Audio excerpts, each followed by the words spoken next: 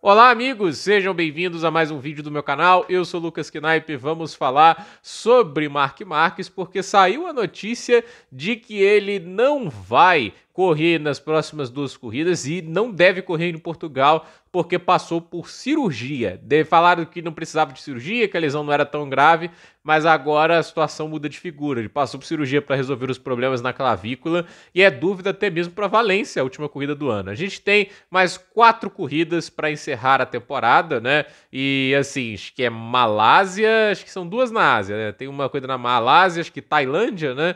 Aí a gente vai ter o GP de Portugal encerrando em Valência, mas aí não tem garantias de que o Marc Marquez vai correr em Valência ainda, porque um procedimento cirúrgico, obviamente, exige cuidado na hora de voltar. O Marc Marquez já é conhecido por fazer retornos precoces, né? E isso ter piorado os problemas, né? Eu acho assim, ele já foi campeão mundial, não tem necessidade para o Marquez correr riscos, porque assim, ele já foi campeão. Ele já tá com o título garantido, etc. E como ele não corre nas próximas 3 corridas, né? Voltar só por causa de uma corrida, sem teoricamente estar 100%, né? Eu não acho que é uma ideia adequada. E a questão é uma coisa assim, é chato, né? Aconteceu o que aconteceu, né? Tipo, o acidente lá com o Bezek, que acaba sendo punido lá com a dupla volta longa. Tá tendo muito hate, inclusive, em cima do Bezek nas redes sociais, criticando pela manobra que ele fez. Assim, gente, eu acho que faz parte da corrida. Foi inconsequente o Marco Bezek? Foi.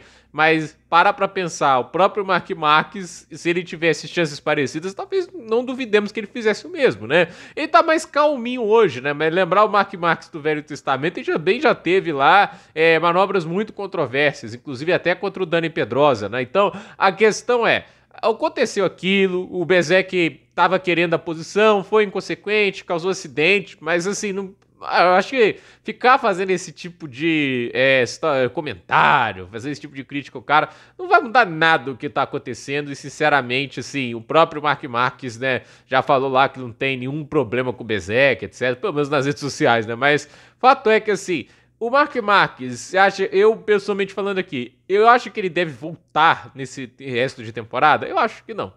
Eu acho que se ele tiver a chance de voltar em Valência, ele volta. Porque o Marc Marquez, ele é competitivo, ele quer correr, ele quer ganhar o tempo que pode. Mas pensando na longevidade da carreira, o fato que ele vai estar disputando pelo Octa e igualar Giacomo Agostini em 2026, eu não vejo lógica dele ficar forçando o corpo dele e poder piorar um problema, né? É óbvio que a visão do Max pode ser assim: olha, eu corro aqui, se eu machucar, eu tenho tempo para me recuperar para o ano que vem, né? A gente tá falando de Marc Marquez, a gente sabe disso, né?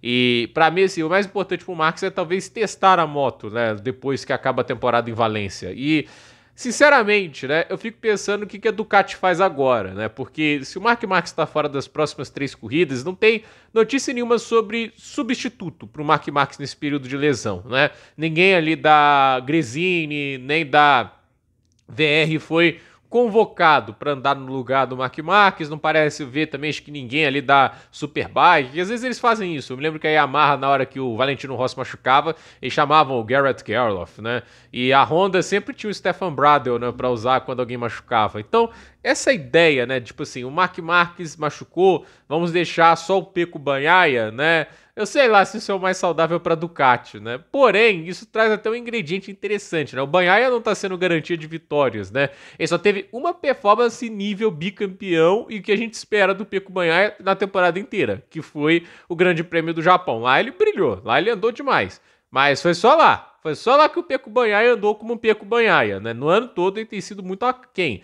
E assim, eu não acho que é menos pressão não ter o Marc Marquez lá. É mais pressão, porque assim, já que o Marquez não vai estar lá, eles exigem que o Bagnaia, por ter a mesma moto, por sendo bicampeão, ele possa bater de frente, né? Aí eu fico perguntando, a Ducati não vai querer pressioná-lo mais, colocando outro piloto competitivo ali, ou pelo menos alguém para substituir o Marc, né?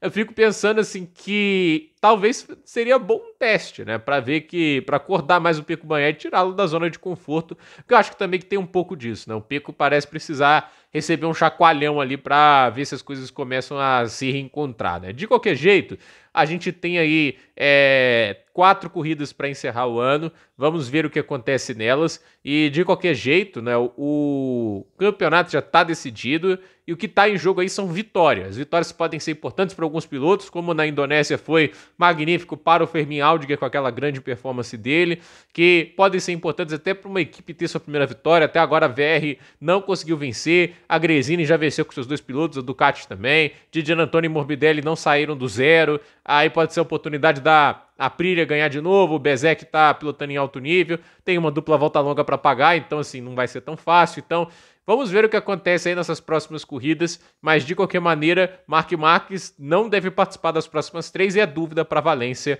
Então, assim, não sabemos se ele volta, mas para ele, como eu disse, a prioridade era ser campeão e ele foi. Então, gente, por esse vídeo é isso. Dúvida nos comentários, deixe seu like, se inscreva no canal, compartilhe esse vídeo e até o próximo vídeo.